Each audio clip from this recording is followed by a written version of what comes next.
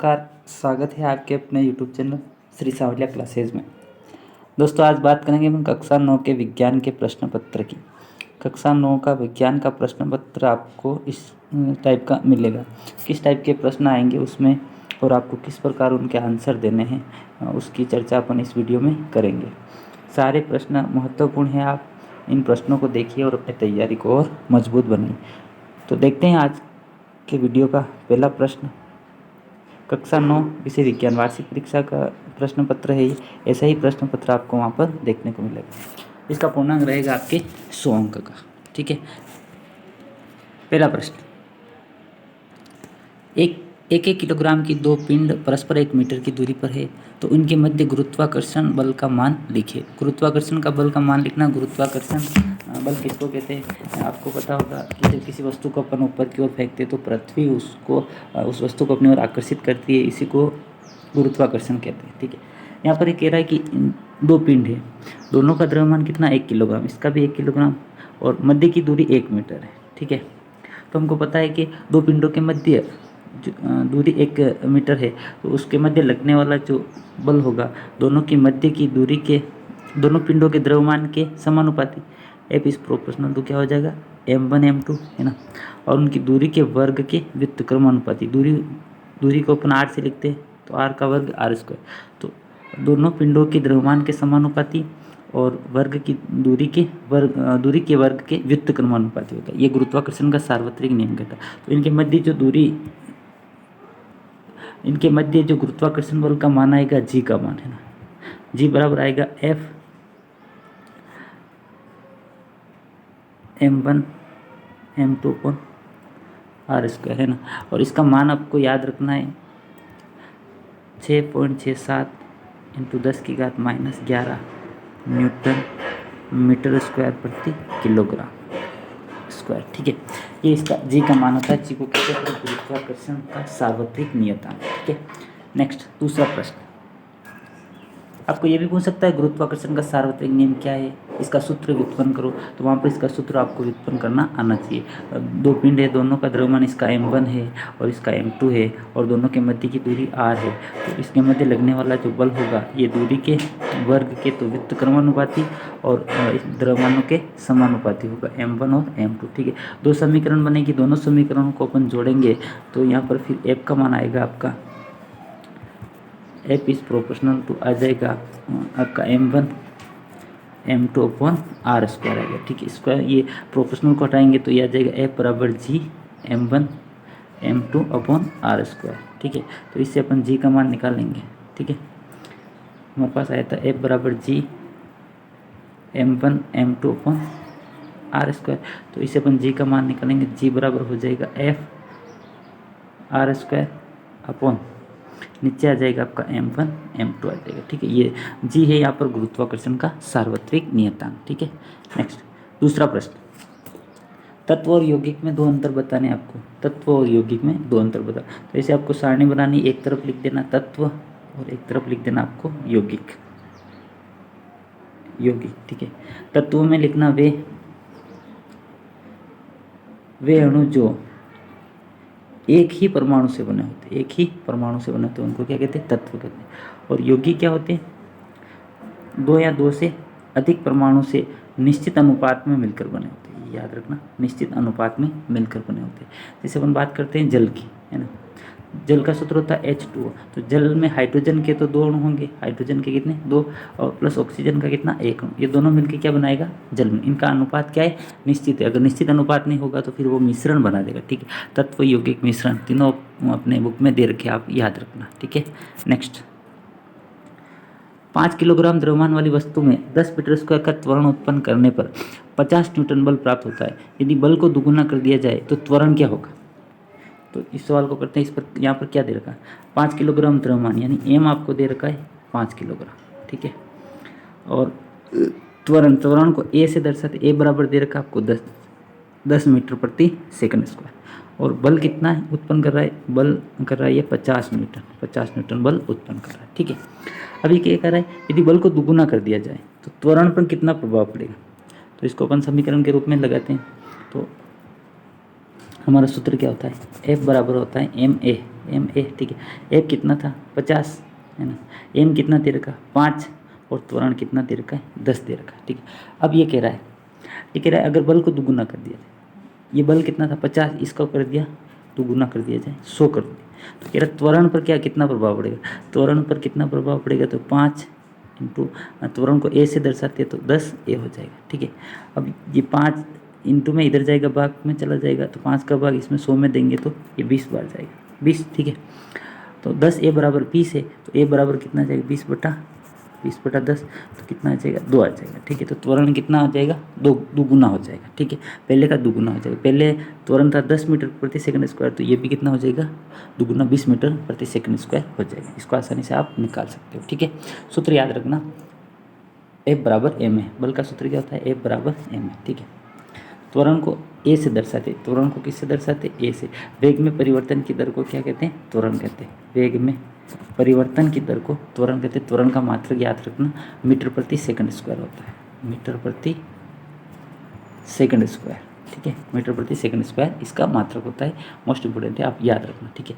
पृथ्वी के त्वरण का मान पूछे, जी का मान, तो पृथ्वी के त्वरण का मान हमेशा 9.8 मीटर प्रति सेकंड स्क्वायर, 9.8 मीटर प्रति सेकंड स्क्वायर होता है। लेकिन अपन कोई भी सवाल करते हैं तो वहाँ पर अपन 9.8 को क्या लिख देते हैं, 10 लिख देते हैं, जो लगभग बराबर है, ठीक है। नेक्स्ट चौथा सवाल, पृथ्वी से दूरी के आधार पर ग्रहों का क्रम लिखना है। पृथ्वी से दूरी के आधार पर आपको ग्रह लिखने हैं, ठीक है। तो देखा जाए तो ये है आपका सूर्य, है ना।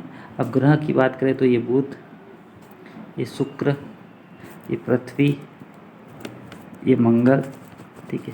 फिर आएगा आपका बृहस्पति, फिर शनि, ठीक है, फिर अरुण और फिर आ जाएगा आपका वरुण, ठीक है।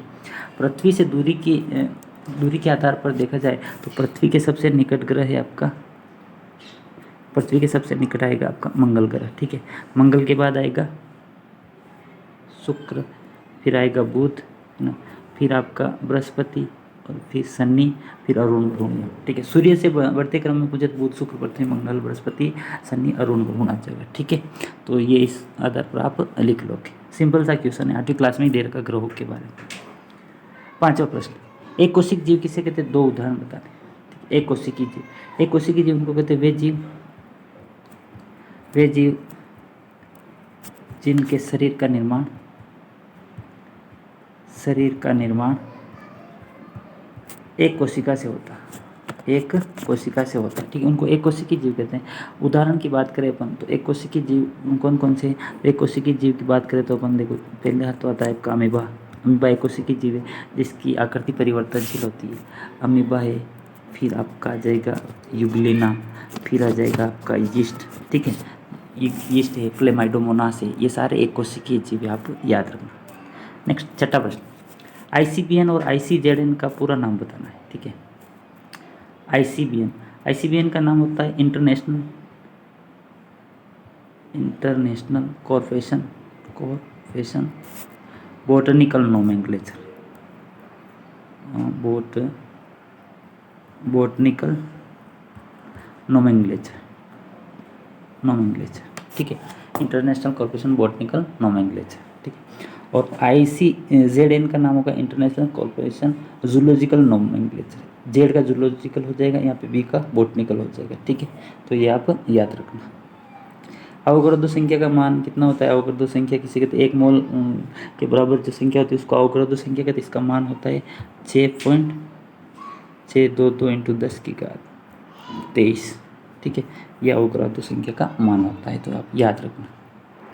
नेक्स्ट परमाणु क्रमांक 101, 102, 103 के प्रतीक बताने, आपको नाम बताने, ठीक है। तो आवर्त सारणी में देखा जाए तो 101 नंबर पर कौन सा तत्व आ रहा है, तो 101 नंबर पर जो तत्व आ रहा है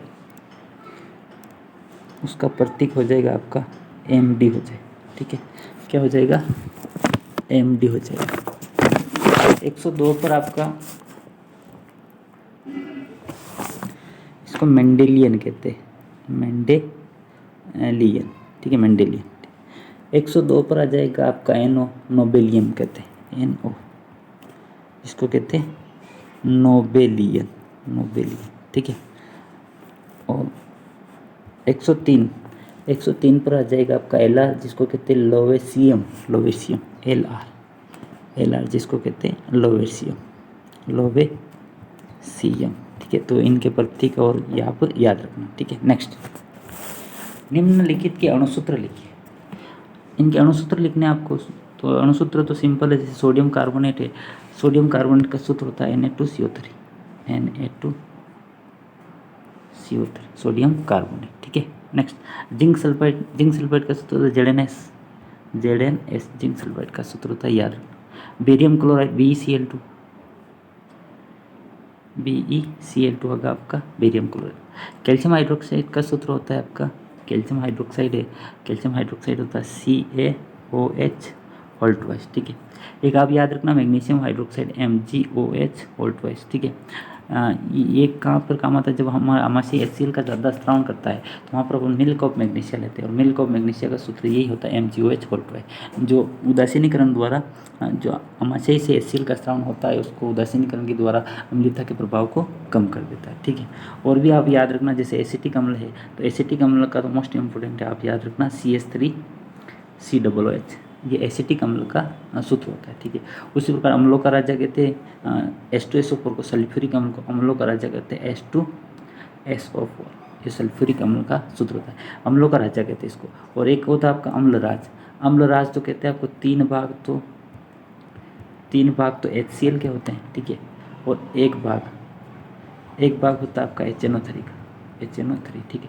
इन दोनों का जो मिश्रण होता है उसको अम्लराज कहते हैं, ये धातुओं को गलाने की क्षमता रखता है। नेक्स्ट, बोर के हाइड्रोजन परमाणु प्रतिरूप की मुख्य अवधारणा सचित्र द्वारा समझिए। तो नील्स बोर ने हाइड्रोजन का परमाणु प्रतिरूप दिया था, हाइड्रोजन का परमाणु प्रतिरूप, ठीक है।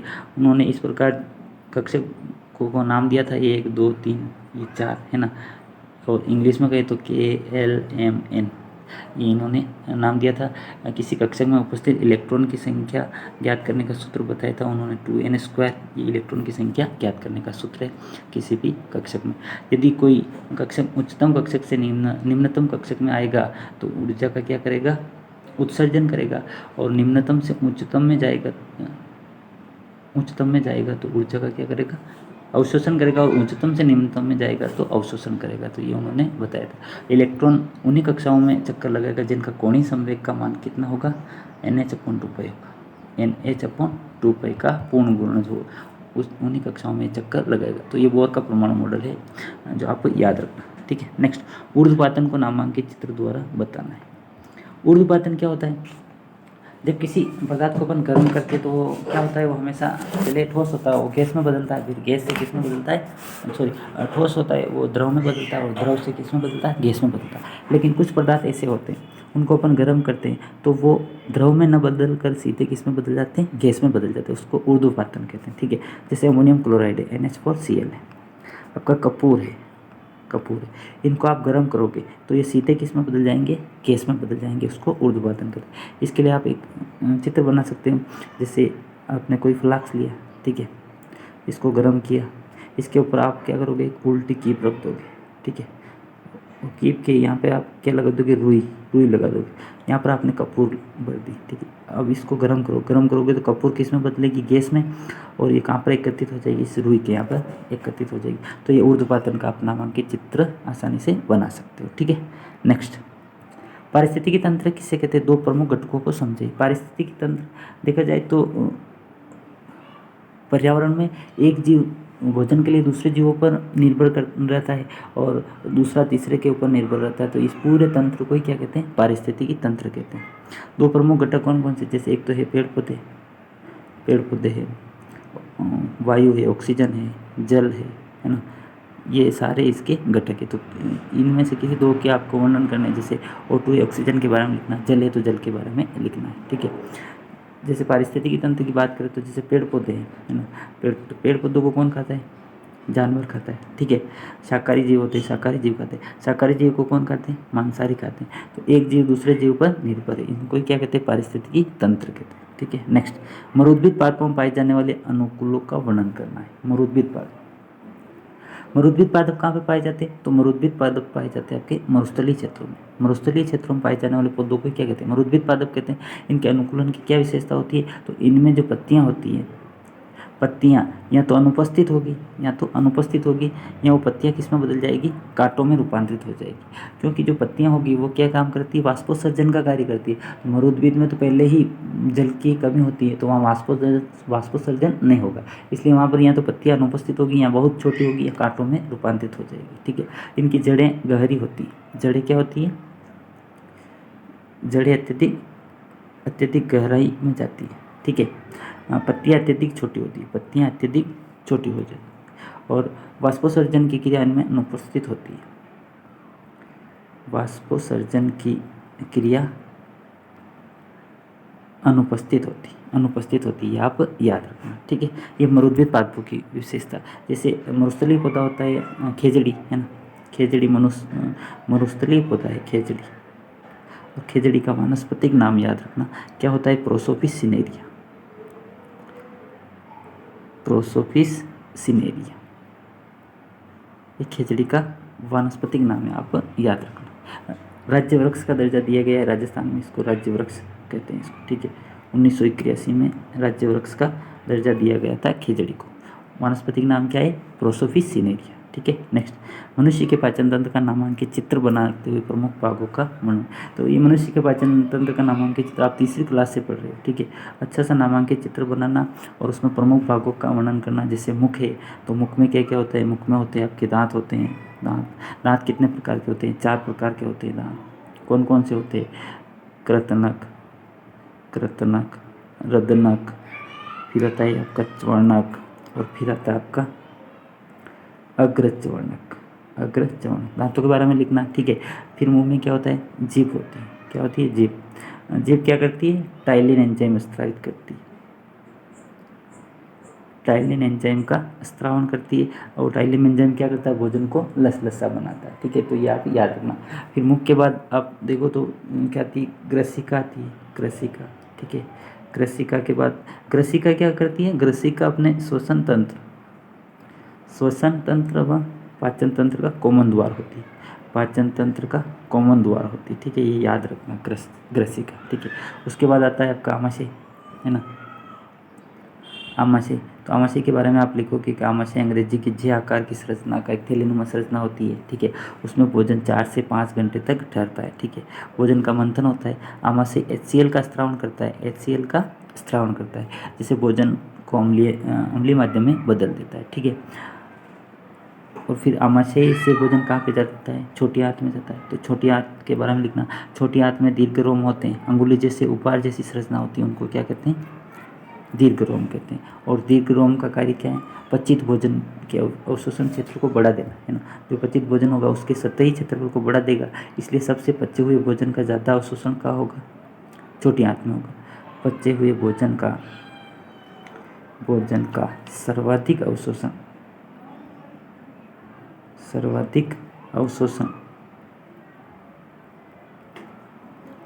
कहाँ पर होता है, छोटी आंत में होता है। ठीक है, छोटी आंत के बाद भोजन कहाँ पे जाता है, बड़ी आंत, और बड़ी आंत में जल का अधिक अवशोषण होगा। किसका, जल का अधिक अवशोषण होगा। ठीक है, तो इस प्रकार आप पाचन के विभिन्न अंगों के बारे में आप लिख सकते हो। ठीक है, तो सिंपल है, आप आसानी से पाचन तंत्र के बारे में आप लिख सकते हो। पाचन तंत्र का नामांकित चित्र आप रंगीन पेंसिल से अच्छा सा बनाना आपको आना चाहिए। ठीक है, नेक्स्ट, जाइलम और फ्लोएम में अंतर बताना आपको। ठीक है, एक तरफ तो लिखना जाइलम और एक तरफ लिखना आप फ्लोएम। ठीक है, जाइलम क्या करता है, ज से ज मिला देना। जाइलम क्या करता है, पेड़ पौधों में जल का परिवहन करता है। ठीक है, और ये फ्लोएम क्या करता है, भोज्य पदार्थों का परिवहन करता है। ठीक है, तो ये दोनों चीज़ आप याद रखना है, जल का परिवहन जाइलम द्वारा और फ्लोएम द्वारा भोज्य पदार्थों का परिवहन किया जाता है। ठीक है, जाइलम में और क्या होते हैं, जाइलम में होती है एक तो आपकी जाइलम नलिकाएं होती है ना, मृत्युतगन, ये इसी जाइलम में होते हैं। ठीक है, इसके बारे में आप याद रखना। नेक्स्ट, निम्न को परिभाषित करो। आवृत्ति क्या है, आवृत्ति किसको कहते हैं, तो आवृत्ति कहते हैं प्रति सेकंड होने वाले कंपनों की संख्या को आवृत्ति कहते हैं। प्रति सेकंड होने वाले कंपनों की संख्या को क्या कहते हैं, आवृत्ति कहते हैं, ठीक है। एक सेकंड में कितने कंपन हुए उनको कहते हैं आवृत्ति, ठीक है। और आवर्तकाल किसको कहते हैं कि एक कंपन में लगा समय, एक कंपन में लगा समय क्या कहलाता है, आवर्तकाल कहता है। तो ये आप याद रखना, ठीक है।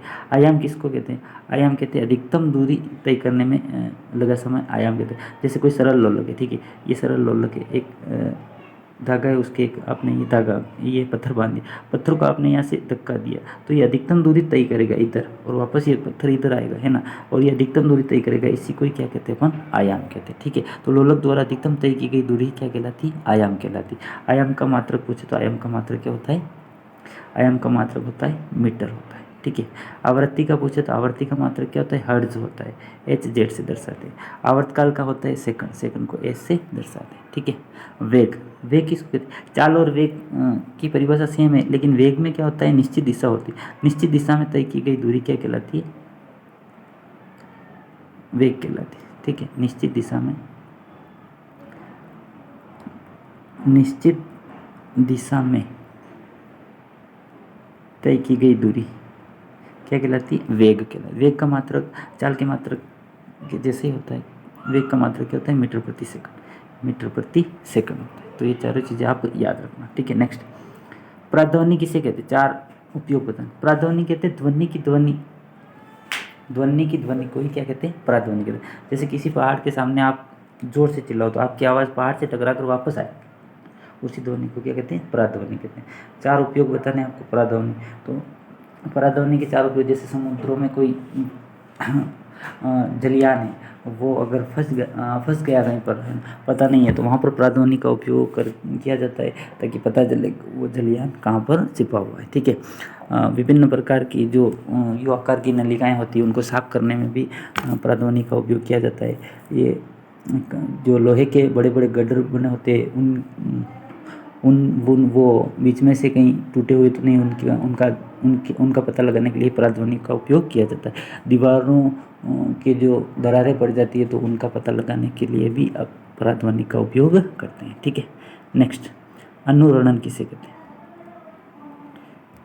अनुरणन, अनुरणन किसे कहते हैं। आपने देखा होगा कहीं पर भी कोई प्रोग्राम होता है तो वहाँ पर जो जैसे ऑर्केस्ट्रा है या किसी टाकिस में जाते हैं ना, तो वहाँ पर जो आवाज़ गूंजती है ना, तो वहाँ पर पर्दे लगा दिए जाते हैं कपड़ों के, है ना, ताकि वो आवाज़ वहीं पर टकरा कर उसी हॉल में गूंजती रहे। उसको क्या कहते हैं अपन, अनुरणन कहते हैं। ध्वनि तरंगों की आवर्ती प्रास के आधार पर कितने प्रकार की होती है, तो ध्वनि तरंगे आवर्ती की प्रास के आधार पर 3 प्रकार की। कौन कौन सी, एक तो होती है श्रव्य तरंगे। श्रव्य तरंगे किसको कहते हैं, जिनको आसानी से सुन सकते हैं। इनकी आवृत्ति होती है 20 हर्ट्ज से 20,000 हर्ट्ज, 20 के हर्ट्ज, ठीक है।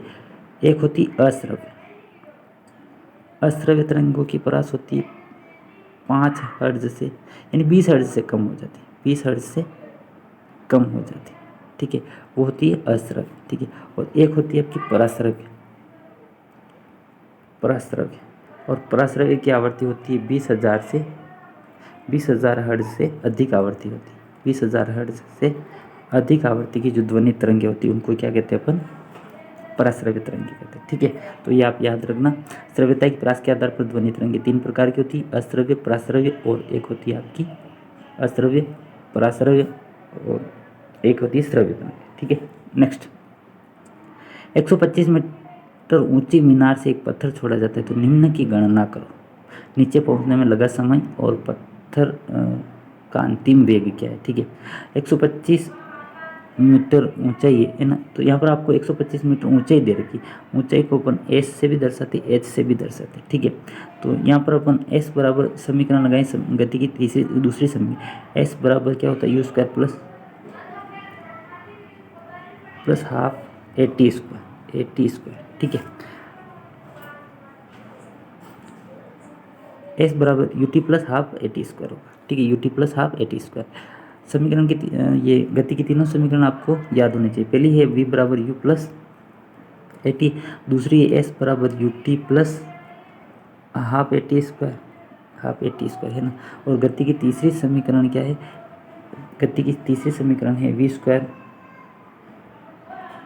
यू स्क्वायर प्लस 2as, ठीक है। ये गति की तीसरी संख्या। यहाँ पर अपन को क्या दे रखा है, ऊंचाई दे रखी, एस दे रखी, तो ये एस ये दे रखी, ठीक है। तो इसी का उपयोग अपन यहाँ पर करते हैं, ठीक है। तो ये है आप यहाँ पर गति की तीसरी समीकरण लगाते हैं अपन, V square plus U square बराबर 2as, ठीक है। तो ये आ जाएगा आपका प्रारंभिक, ये इसने क्या पूछा, नीचे पहुंचने में लगा समय पूछा, ठीक है। तो समय, तो इसमें यहाँ पर गति की दूसरी समीकरण ही लगाएंगे अपन, टी ज्ञात करना है, इसमें टी नहीं आ रहा। गति की दूसरी समीकरण क्या है, एस बराबर U T plus half A T square, ठीक है। एस बराबर कितना दे रखा अपन को, 125 दे रखा।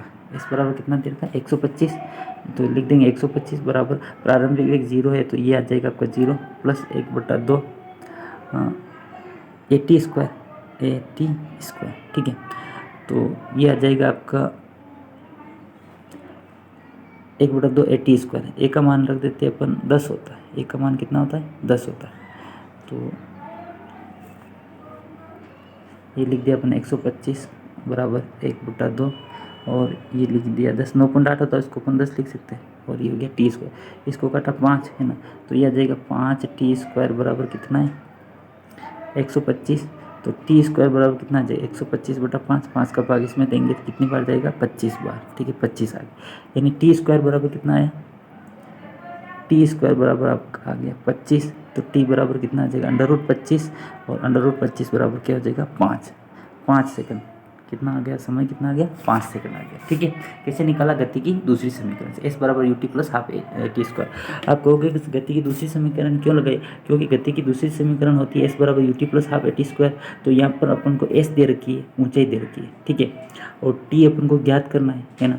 और ए तो 9.8 होता है, जिसको अपन गणना के रूप में 10 लिख सकते हैं। अगर सवाल में दे रखा है 9.8 ही लिखना, तो आपको 9.8 ही लिखना होता है, बाकी आप 10 रख के उसकी आसानी से गणना कर सकते हो, ठीक है। अब ये इसका दूसरा प्रश्न कह रहा, पत्थर का अंतिम वेग क्या है, पत्थर का अंतिम वेग, पत्थर का अंतिम वेग पूछा, तो अपन लिख सकते हैं v बराबर यू प्लस, या उसी से कर सकते हैं अपन गति की तीसरी समीकरण, वी स्क्वायर बराबर यू स्क्वायर प्लस 2as, ठीक है। अंतिम वेग पूछा, तो वी स्क्वायर बराबर प्रथम वेग तो 0 प्लस 2, ए कितना है 10, और एस कितना है आपका 5 है, ये 125 दे रखा, 125, ठीक है। तो नीचे पहुंचने में लगा समय कितना होगा,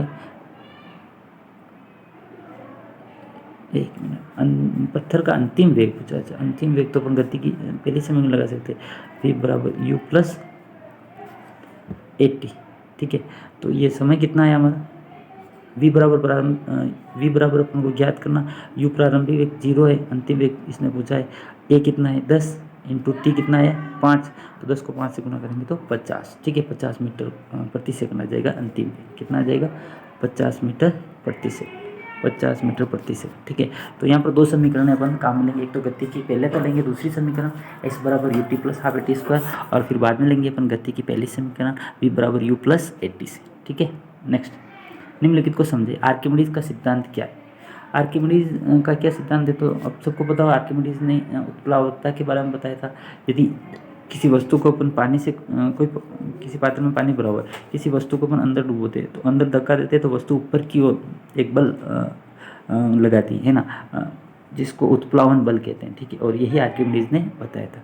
तो वस्तु जैसे पानी से कोई पात्र पूरा भरा हुआ है, उसमें अपन किसी पात्र को डुबोएंगे, तो उस पात्र को अंदर डुबोएंगे तो पानी बाहर आएगा, तो उस जो पानी बाहर आएगा उसका जो द्रव्यमान होगा उस वस्तु के द्रव्यमान के बराबर होगा, यही बताया था आर्किमिडीज ने बताया था, ठीक है। क्या होता है, जब गीले कपड़े को झटकते हैं, गीले कपड़े को झटकते हैं तो जो पानी की बूंदें होती है वो नीचे गिर जाती है, तो जो कपड़ा होता है वो सूखने में उसको कम समय लगता है, इसीलिए अपन कपड़े सुखाते हैं तो उसको इसे झटक के सुखाते हैं, ठीक है। नेक्स्ट 22वां प्रश्न, स्तंभ ए को स्तंभ बी से, इससे वाले प्रश्न बहुत ही सिंपल होते हैं, इसमें से आप एक दो को भी आपको पता हो, दो के आंसर, तो भी ये प्रश्न आपका सही होने के अधिकतर चांस होंगे, ठीक है। इसमें पूछा है, एक तरफ तो दे रखा विटामिन का नाम दे रखा और एक तरफ इससे होने वाले रोग दे रखे, ठीक है। तो देखते हैं इसमें देखो जैसे विटामिन के दे रखा है ना आपको, विटामिन के की कमी से कौन सा रोग होता है जैसे आपको पता नहीं है तो आगे पढ़ो आप विटामिन सी, और विटामिन सी से आपको पता है कौन सा रोग होता है तो स्कर्वी, तो इसको स्कर्वी से मिला दो, ठीक है। फिर विटामिन बी, विटामिन बी की कमी से कौन सा रोग होता है तो विटामिन बी की कमी से होता है आपका बेरी रोग होता है, ठीक है। ये नेक्स्ट विटामिन के और ई बचा आपको, तो विटामिन के की कमी से तो क्या होता है आपकी जो रक्त का थक्का होता है देरी से बनता है और उस रोग को कहते हैं हेमरेज रोग, ठीक है। और फिर बच गया आपका विटामिन ई, इससे बंध्यता का रोग हो जाता है, ठीक है। तो ये आप याद रखना, विटामिन ए की कमी से रतुंधी रोग होता है, सबको पता है ना। और विटामिन डी की कमी से रिकेट्स रोग होता है, वो भी आपको पता है। नेक्स्ट ह्यूमस क्या है, ह्यूमस के लाभ क्या है, ह्यूमस यानी नमी, है ना। आपने देखा होगा खाद और उर्वरक है ना, तो अपन देसी खाद डालते हैं खेतों में तो उसमें क्या होती है ह्यूमस प्रदान करता है, नमी ज़्यादा होती है इसीलिए उपजाऊता क्या होती है बढ़ती है, जबकि खाद मिट्टी को ह्यूमस प्रदान नहीं करता है। तो ह्यूमस के लाभ क्या है, ह्यूमस से जो फसल होगी वो लंबे समय तक उसको पानी मिलता रहेगा, तो उसमें पानी की कमी नहीं होगी और ह्यूमस के कारण फसल की पैदावार में वृद्धि होगी, भूमि की उपजाऊता बनी रहेगी। तो इस प्रकार आप आसानी से लिख सकते हो। शोषण और दहन में अंतर बताना है, शोषण और दहन में अंतर, तो एक तरफ तो लिखना शोषण, एक तरफ लिखना दहन, ठीक है। शोषण में क्या होता है, शोषण में तो हमको ऊर्जा प्राप्त होती है ना, और दहन में कोई ऊर्जा प्राप्त नहीं होती। जैसे अपन शोषण क्रिया करते हैं तो ऑक्सीजन अंदर लेते हैं, CO2 को बाहर निकालते हैं, तब हमको ऊर्जा मिलती है ATP के रूप में, जबकि आपके दहन में कोई ऊर्जा नहीं मिलती। शोषण धीमी गति से होता है आसानी से, और जो दहन होता है तीव्र गति से होता है।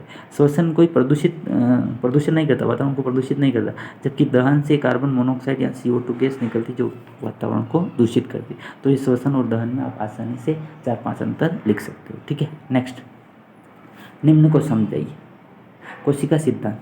तो आपको पता होगा कोशिका सिद्धांत किसने इन दो वैज्ञानिकों ने दिया था, एक स्लाइडेन व स्वान वैज्ञानिक ने, एक का नाम था स्लाइडेन और एक था स्वान। दोनों वैज्ञानिकों ने कोशिका सिद्धांत दिया था। और कोशिका सिद्धांत क्या है आप सभी को पता होगा। कोशिका सिद्धांत ये कहता है कि सभी कोशिकाएं पूर्ववर्ती कोशिका से बनी होती, पूर्ववर्ती कोशिकाओं से बनी होती। इन जो कोशिकाएं होती है अपने पहले वाली कोशिकाओं से बनी होती हैं, ठीक है।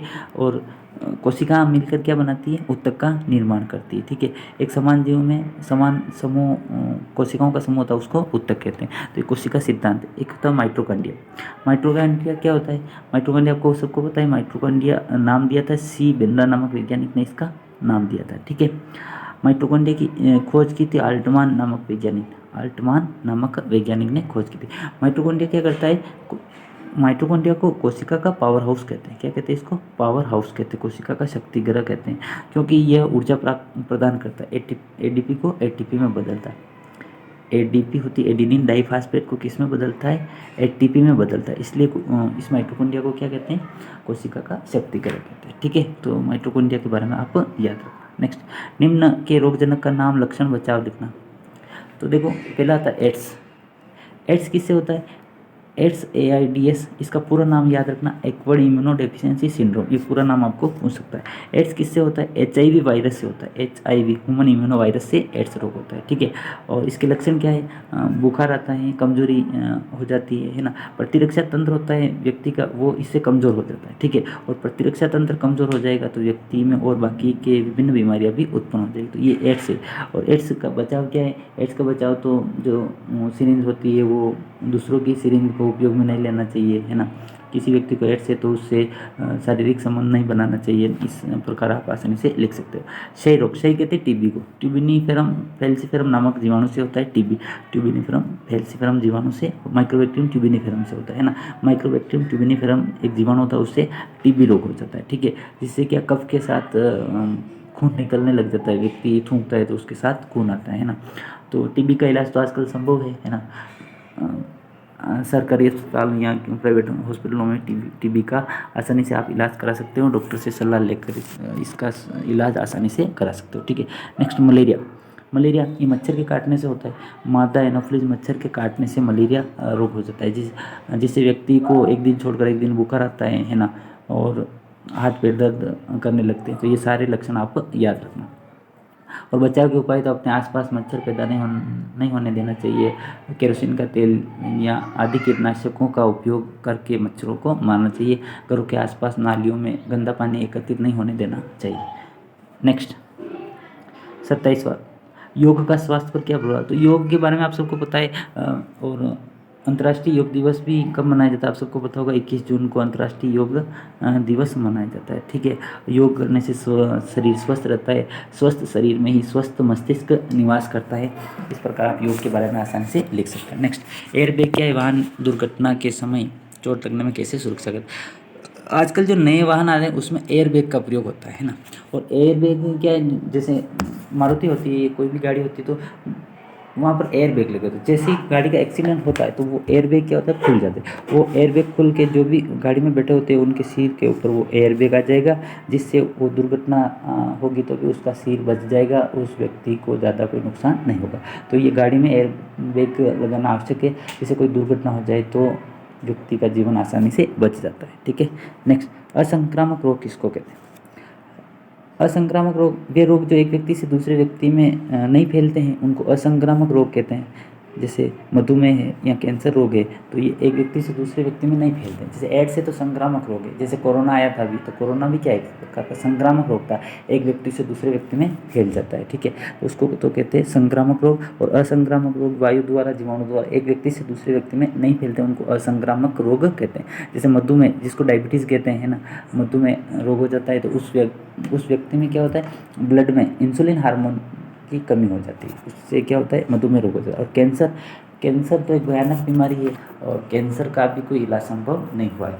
अत्यधिक धूम्रपान करने वाले व्यक्तियों में कैंसर रोग हो जाता है। ठीक है, तो इसके बारे में आपको याद रखना। सड़क पर ध्वनि प्रदूषण के सुझाव, तो सड़क पर ध्वनि प्रदूषण को रोकने के लिए सड़क पर आपने देखा होगा आसपास सड़क के किनारे विभिन्न पौधे लगाए होते हैं। पौधे क्या करते हैं, ध्वनि को, पौधों की जो पत्तियाँ होती है ध्वनि को अवशोषित कर देती है, जिससे वहाँ पे ध्वनि प्रदूषण कम हो जाता है। ठीक है, नेक्स्ट 28वां प्रश्न, फसल सुरक्षा प्रबंधन से क्या है, फसल की सुरक्षा किस प्रकार की जाती है। तो आपने देखा होगा फसल के साथ जो अवांछित पौधे उग जाते हैं उनको कहते हैं अपन खरपतवार, और खरपतवार को रोकने के लिए खरपतवार नाशी का उपयोग करते हैं। ठीक है, खरपतवार नाशी का उपयोग करते हैं, विभिन्न प्रकार की औषधियों का छिड़काव करते हैं, जिससे फसल के साथ उगने वाले अवांछित पौधे नष्ट हो जाते हैं।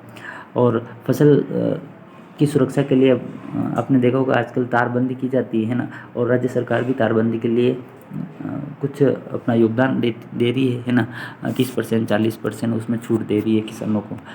तो तारबंदी के द्वारा भी विभिन्न पशुओं से फसलों को बचाया जा सकता है। वायु प्रदूषण के दो प्रभाव, जब प्रदूषित वायु हो जाएगी तो श्वसन संबंधी विभिन्न प्रकार की बीमारियां उत्पन्न हो जाएगी, वातावरण प्रदूषित हो जाएगा। तो इस प्रकार आप वायु प्रदूषण के 2 या 4 प्रभाव लिख सकते हो। जल प्रदूषण, प्रदूषित जल अगर अपन पिएंगे तो प्रदूषित जल में एक जीवाणु होता है विब्रियो कोलेरा, और विब्रियो कोलेरा जीवाणु से हैजा रोग हो जाता है। क्या, कौन सा रोग हो जाता है, हैजा रोग हो जाता है। तो ये भी आप याद रखना। और प्रदूषित जल पीने से व्यक्ति में विभिन्न प्रकार के रोग हो जाती है, कमजोरियाँ आ जाती है व्यक्ति में, तो ये भी प्रदूषित जल के कारण ही होता है। तो ये दोस्तों अपने बात की विज्ञान के प्रश्न पत्र की, और ये आज जो मैंने आपको प्रश्न बताए इनके आंसर बताए आपको कैसे लगे आप कमेंट करके ज़रूर बताना, और उन सारे प्रश्नों को आप अच्छी तरीके से देखना। मिलते हैं आगे अपन नेक्स्ट नए वीडियो के साथ। आप इस पूरे पेपर को देखना, अपने दोस्तों के साथ शेयर करना और चैनल को सब्सक्राइब करना। मिलते हैं आगे अपन नेक्स्ट नए वीडियो के साथ, तब तक के लिए थैंक यू। जय हिंद, जय भारत।